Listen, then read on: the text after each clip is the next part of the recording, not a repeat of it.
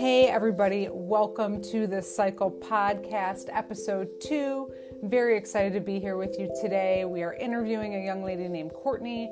She suffers from endometriosis. She's going to tell us a little bit about her story, and we will go into depth about her treatment, what worked and what has not worked.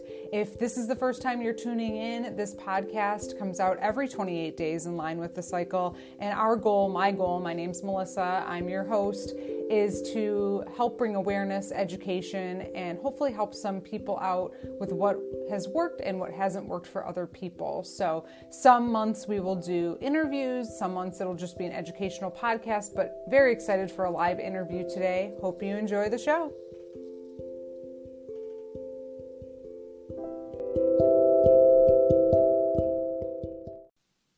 Hey, Kourtney, thanks so much for being on the show today. How are you?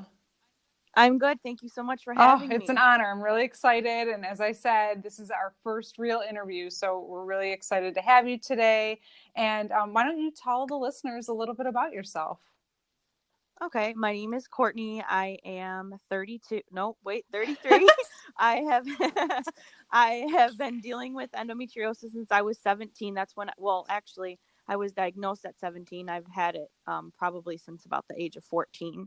I work for a law office here in the Metro Detroit area. And that's pretty much it. Okay, cool. And then you said, when did you say you said you were 14 when you started dealing with it, but was that when you first started your period? No, I actually started my period, I believe, when I was 11 years old. I was in 6th grade. And I had no symptoms. I had no idea. I don't even think I had the talk with my parents yet about it. And I just came home from school one day and was like, surprise, it's here. And I would have them on and off. Like I would have them for like 3 months and then I wouldn't. And then I would have them again for a couple months. The debilitating pain and things like that didn't really start until I was about 14. Okay, so even when you were 11 and until you were 14, you were just having irregular periods for such a young age. Yeah. Okay. Okay. And then you said when you turned 14, you started to have painful periods? Oh yeah, very painful. And what was that like? Like, were you a freshman in high school then? And kind of just walk me through the beginning and what you were thinking and what was happening. Honestly, I was always in a lot of pain, even when it wasn't around my period time. I slept a lot. My friends would come over and I would probably be in bed most of the time because I either couldn't get out or I was just too exhausted. And it was just very frustrating to be that young and not know what's wrong with you, or your parents are like, man, you're always so sick. Like, get it together, and you end up thinking that it's your fault. You have to wait years and years to realize that it was not. Right. But I did miss out on a lot in high school because I didn't feel good most of the time. And what were you describe, I know you said pain, and you were tired, but what was it like? So if people are listening and they don't know if they have endometriosis, or they may have a son or a daughter, or yes, I mean, I guess it's possible, but a child that is experiencing this, what were those symptoms besides being tired and pain? Well, the pain would be like stabbing, shooting, burning pain. And sometimes I would just be walking in a store with my mom and I would just fall to the floor because it would just hit me. At that time, I didn't know, because it wouldn't be around my period time. So I didn't realize that they, coincided with one another. It just affected like my legs, the sciatic pain. So sometimes I had a hard time walking very far, or my legs would be very sore and achy. I remember laying in bed as a young teen and having like these growing pains, as they thought they were, but I believe now it was sciatica that I still deal with to today. Wow. And that must have just been so hard, especially at that age, because everybody's having fun and doing things. And I mean, were there things that you felt like, I really missed out on X? Yeah, I definitely did. I made the best of it. I think I went to most of my school dances, but I didn't join sports because I never knew how I would feel, and why let the whole team down, and it was just, I tried to do what I could, but I did miss out on a lot, and I don't really necessarily regret that I did, because I didn't, I was misdiagnosed for years. I didn't know that I had an illness. I just thought it was just part of me, who I was, with, that's just what it was, and I had to deal with Yeah. it. So take me down the road of starting to figure this out. Did you see a gynecologist and they may have told you something, or how did you start to understand? Because it sounds like you were in pain all the time, but when your period came, what would happen when your period came? When my period came, it was like I had the flu once a month. The body aches, sometimes chills, nausea. My body would shake like a leaf. Sometimes I would even get a fever, which the doctors were like, "Oh, that's just not possible." And I'm like, "Okay, I'm making it up." um, I started, because I was so disregarded by doctors, and I seen probably more than a handful. I started looking it up on the internet. That was back in the days, probably before Google was even a thing. I was in chat rooms on AOL and Yahoo, and I just stumbled upon this support group. I believe it was through the Endometriosis Research Center. And I still talk to a good handful of those girls to this day. And I just remember printing out article after article with all of the symptoms. And I would take it to my doctors and be like, "I think this is what I have." And they would say, "Oh, Kourtney, it's all in your head. You don't have endometriosis." They didn't even know what it was at that time, most of the doctors that I've seen. Right. So Did you start with your gynecologist? I did start there. I believe at 14, I just went to my PCP, who referred me to a gynecologist. And I believe the first gynecologist I seen was a male, and he just kind of was like, "Here's some birth control, here's some pain meds, and be on your way," kind of deal. Just kind of shrugged me off. Did he say, like, this is normal, like every woman has, you just have bad periods and here you go? Yeah, pretty much. It was just a normal thing. So then I kind of just like let it go, and I was like, well, I guess if this is what your period is supposed to be like, then I guess I'll just have to get used to dealing with it. And then I would, talk to other girls that were in these groups, and, they give me other ideas. And some people just like really advocated for their health. And I think by the time I was 16, I just remember going from doctor to doctor to doctor with all of my research and everything. I would log like the days that I had this pain or that pain, or how many days I bled for. Cause sometimes I would bleed for 6 months straight. Oh my God. And they had nothing. Just take more birth control. That was their option, until I found one doctor who was a female, and she was like, "I think you do have this. We're going to do a lap to diagnose you." I was just turned 17 when I found her. And so that was 3 years of going through all of that. Oh my goodness. How many doctors do you think you saw before you actually got someone who would listen to you and do the lap? I would say probably 6, maybe 7. Wow. Terrible. Yeah, and I didn't even finish high school because the pain was so bad. One of the doctors was testing me for cancer. He thought I had cervical cancer. I remember going into my math class, and my teacher was like, "Oh, Kourtney, you don't look good." My face was so pale, and she's like, "What's going on? You haven't been in school." And it was because the sciatica was so bad. Most of the time I got my period, I was down for 2 weeks. And I went in and I told her, I said, "Well, they think I have cancer." And she just like lost it. And to tell somebody that young, maybe I wasn't even 17 at the time, but I will never forget that day. And I ended up having to leave that class because I just started hemorrhaging like out of nowhere. And go off to the hospital again. Hospital trip, urgent care, send you back to your PCP to give you more birth control and more narcotics. And how were your parents with dealing with this? At some point, were they like, okay, something was really wrong, or were they just like, it's your period, or how did that what happened with them? Well, my dad really never understood. He just was like, "Wow, she just really doesn't feel good," and sometimes he would lay in bed with me because I couldn't sleep. The pain was so bad. My mom also had bad periods, but not as severe as I did. I think to the point where I was missing so much school is when my mom was like, okay, this is not okay anymore. You know, she was in there with me, fighting just like I was, trying to, get an answer because we had none at that time, just all this research. Right. Was she ever diagnosed with endometriosis?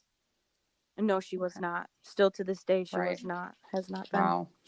Wow. That's, I can't even imagine. Extremely hard. You are a very strong warrior at that age to be going through all of that. That's really intense. So you get the lap done, and what happens next? Well, they told me I had stage 4 endometriosis at 17 years old, that I would more than likely never be able to have children, that I should consider a hysterectomy.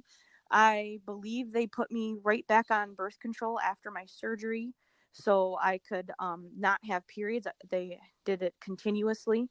So I did that for years and years and years, until I started the pain all over again. And then I think 3 to 4 years later, I had my second lap. And when they did these laps, were they doing ablation? Did they even explain to you what they were doing when they were in there? Honestly, as far as I was told, as they were doing the ablation, and then I was told later on in life that, that really doesn't do anything for you, but cause more scar tissue, and then you'll have to have more of these surgeries, which I think I've had 5 in total. So, yeah, I mean, I just trusted them because I thought they knew, like, oh yeah, but little did I know they were just as new to this disease as, we were going through it with them, and it was really hard to find specialists, and the internet is not what it is today. No, absolutely. Very, very hard to find any information. And then for our listeners, we keep saying lap, but a lap is a laparoscopy. It's a type of small incision surgery to be able to, it's really the only way endometriosis at this time can be diagnosed.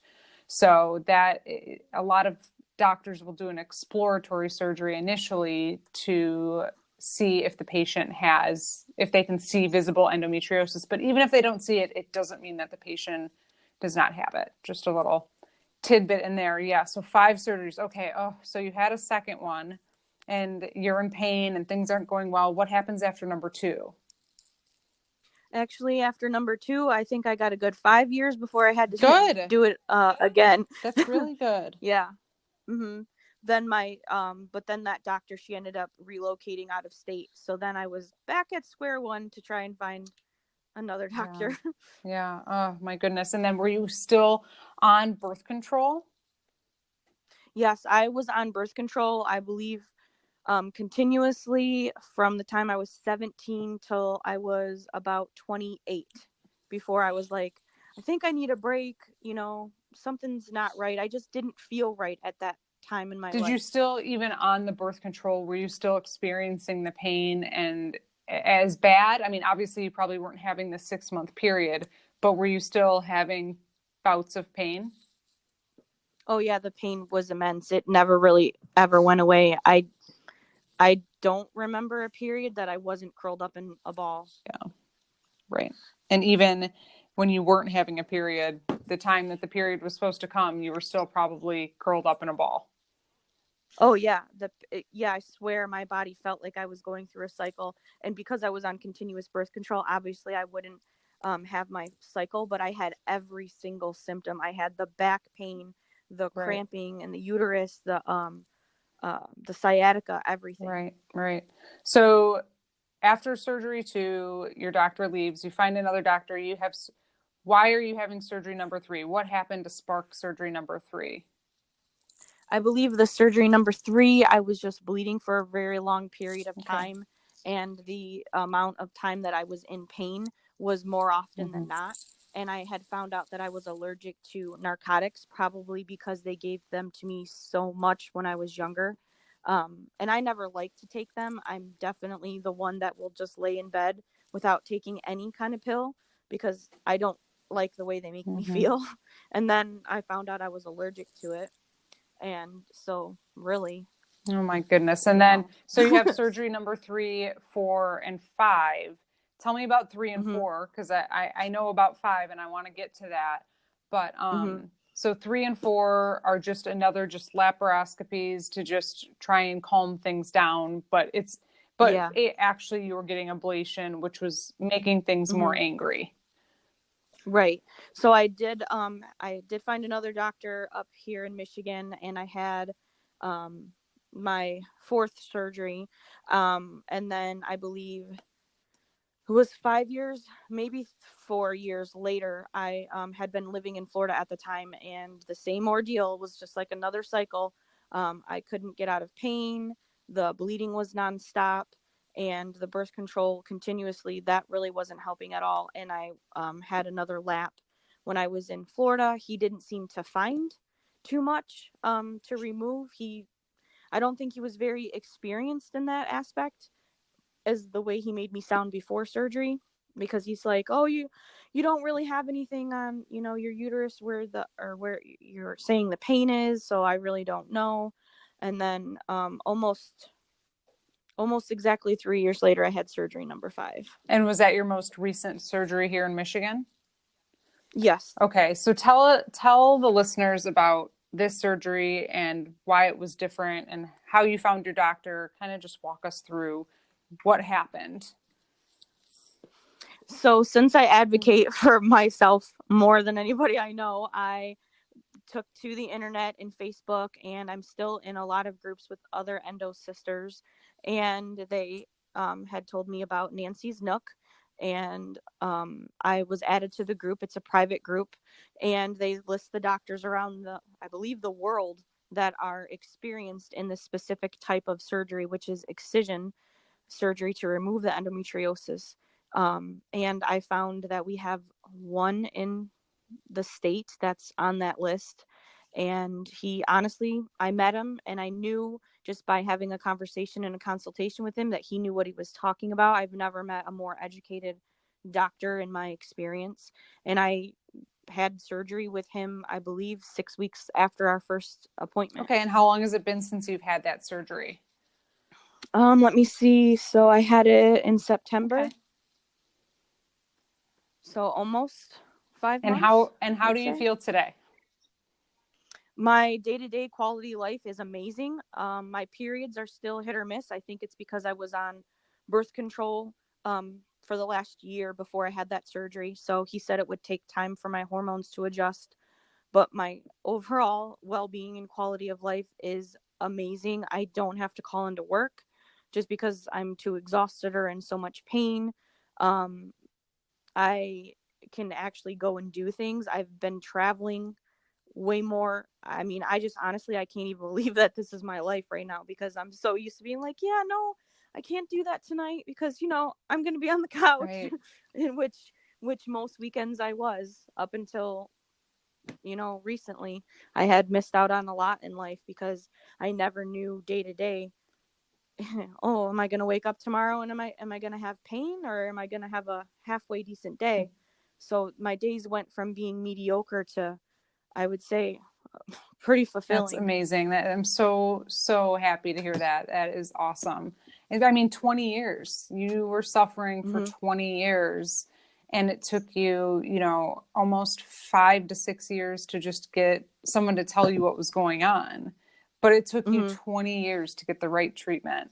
And that's why it's so important to me, and why I do this podcast and the other things that I do to just raise awareness, because that is just not acceptable. Right. So I'm so happy to hear that you're feeling so much better. So excision surgery, just for the listeners, there's 2 types of surgery that are usually done for endometriosis. Excision is where they go in and actually cut out the disease so the disease doesn't come back, or ablation just burns off the top superficial layer. So it's actually not removing the endometriosis. So that's why so many patients see success with excision surgery, but you have to find a skilled doctor. And what Kourtney said about finding a doctor on Nancy's Nook, that is a Facebook group. There are some doctors that are not on that list as well for certain reasons, but there are other excision doctors that may not be on that list that are also amazing. But in Michigan right now, we have 2. So we're working on it, but it's a long path.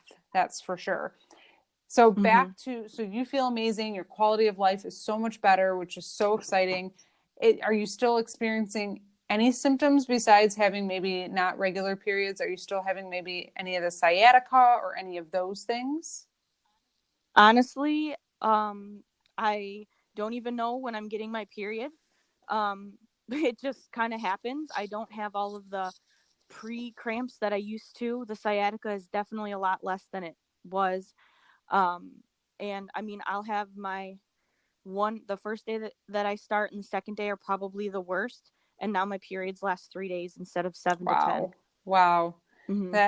It's really exciting. Yeah. And again, for people, if you're listening and you don't have endometriosis, if you do, you know that most of us who have it, we know our period's coming about a week in advance because we already start to feel sick. So for Kourtney to say she doesn't know when it's coming is a really, really big deal. So that's amazing. Yeah, I almost can't believe it. I remember one day, it was probably a couple months ago. I was walking to the bathroom at work and I had forgotten to bring a pad or a tampon because I didn't remember that I was on my period until I went to the bathroom, and I was like, oh my God, this is so amazing. Yeah, that is wonderful to hear. That's awesome. Well, are there any other things that you did besides having surgery that you feel have helped? Any diet or supplements or anything along those lines that you can tell the listeners that may help them? Yeah, actually, I try to cut out as much gluten and dairy as I can. I know it's not the easiest thing, and I'm still struggling with it because I am human. Right.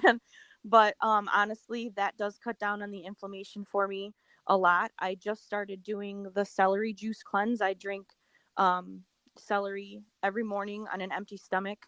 That has helped a lot with my digestion. And anyone with endometriosis, most of you also experience issues with your digestive system, IBS even. So it's definitely helped with that inflammation. It's cleared up my skin. I also use a lot of essential oils. For like pain, I'll take turmeric and pink pepper in a shot glass with like almond or coconut milk in the morning or at night. I also take a supplement that Dr. Hickner suggested. It is called DIM, DIM. It is a estrogen support, and it's made out of like broccoli, Brussels sprouts, and cauliflower. It's all natural. He's not one to push narcotics. Even after surgery, he gave it to me for narcotics for a very short time, but he's more on the natural path like I am. But I mean, as long as you stick to that. The only thing I haven't done is really started working out because I don't really have a workout plan yet. I do yoga sometimes. That does help. But I want to, get into doing more workouts and building up more strength, because after the surgery, it is it's a lot longer recovery time than just a regular lap, which is like about 5 days at most. And this one, I think I was down for a good 2 to 3 weeks. Oh yeah, at least. I mean, I think it's taken me almost like 4 to 5 months to feel almost normal. Yeah. So, and strength training, I think, is a great move for you. And I'm going to help you with that. I know I owe that to you. Mm-hmm. So just so the listeners here, for me, strength training was a really big discovery for me and my last surgery, and has really helped me, I think, recover faster and feel stronger. So I've been thinking about putting together a little plan for women with endo. So Kourtney is going to test it out for me. She's going to let me know if it's good or not.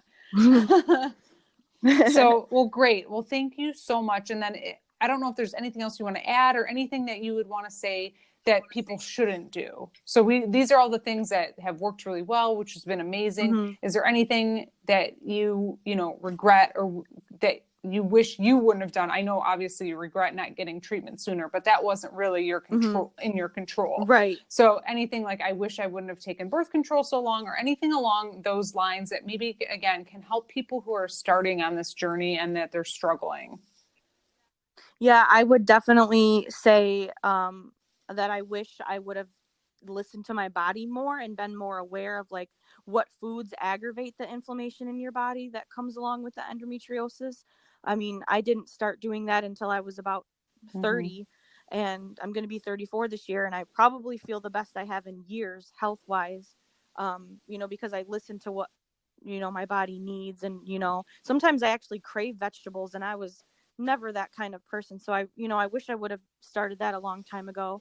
I also wish that I would have really looked into the effects of birth control. Being on it for so long, it's really just a Band-Aid. So for any doctor who just hands it out to you and just says, have a nice day, please look for somebody else, because they obviously don't care. It's really not a fix. It might hold you over until your surgery, possibly, but it's definitely not a fix that, should be long term. I couldn't agree with you more. And I echo what you say. Birth control is a Band-Aid, and what people don't know, and I'm not a doctor, I'm not an expert, but what people don't know is that it may calm down the disease, but the disease can still be spreading and attacking your other organs. And if birth control is what you're taking and it's silencing that, you're in pain for a reason. Your body is trying to tell you something, that something isn't right. And to turn off the period and the pain is not a solution, unfortunately. And you're right. If you have a doctor and that's all they recommend, you need to keep looking for another doctor. And one of the things that Kourtney said that I agree with is you have to be your own advocate too. Unfortunately, the doctors aren't as educated as we would like them to be. And I don't fault them for that. They may not be taught some of these things in medical school. I don't know. But they don't have the awareness that we have as patients and sufferers to the degree that we understand the disease. There's only a handful of doctors out there that actually get it. So if you're starting this journey, if you're suffering, you keep looking, even if you have to see 10 doctors before you find someone that you're comfortable with, that listens to you and that understands the disease. And, Kourtney, I think what you did was right. You have to go in there with your paperwork. You have to go in there and say, these are all of the things that I'm experiencing, and be prepared. And another tip that I have is I keep a binder of every doctor I've seen, everything that's happened.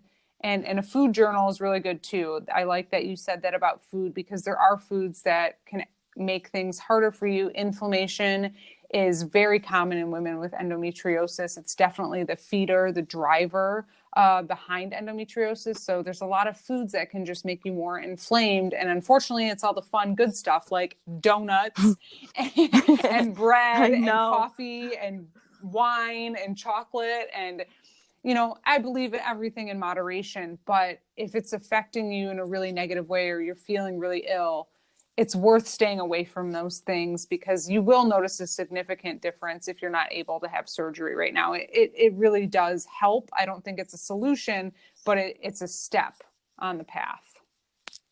Yeah, I definitely agree. It's definitely a big help. Yes. Agreed. Well, I really appreciate your time so much, Kourtney. Thank you for sharing your story with us. And we really appreciate it. And yeah, I'm glad you're here, and really good to hear from you. Is there anything else you want to say before we go? No, I just want to say thank you for allowing me to be on your podcast and getting my story out there. I don't hide it from anyone. Anybody that I meet, if they tell me their periods are like this, and I just kind of give them a side eye, and I'm like, you might want to see somebody else, because this is not normal. And that's what I want everyone to know. We are not supposed to be in this much pain for your period. So I know very few women that don't have pain, and I wish I could just experience that for one day. But for all you women out there that have excruciating pain, you're calling into work, you're not being able to finish school or go to school or even get out of bed for the day, that's your body is telling you something. Please don't ignore it. It's not normal. You don't have to be strong and push through it. If someone tells you that's normal and painful cramps are just a part of life, that is not true. Killer cramps are not normal. 1 in 10 women have this disease. So if you know 10 people, 10 women around you, one of those women have this disease. It's more common than people think. It's a taboo subject that people don't like to talk about. And we're here to bring awareness to that. Awesome. Okay. Thanks, Kourtney. You're welcome. That was Thanks, awesome. Melissa. It was really good. Thank you. Thank you everyone so much for listening. I hope you really enjoyed my interview with Kourtney. I thought it went really well and helped bring to light a lot of the things that women with endometriosis are going through. If you have any questions or feedback about this podcast, feel free to email me, melissa@bouconsulting.com, or you can find me on Instagram, endo_lady. Thank you again. Have a great day. The podcast you just heard was made using Anchor. Ever thought about making your own podcast? Anchor makes it really easy for anyone to get started. It's a one-stop shop for recording, hosting, and distributing podcasts. Best of all, it's 100% free. Sign up now at anchor.fm/new. That's anchor.fm/new to get started.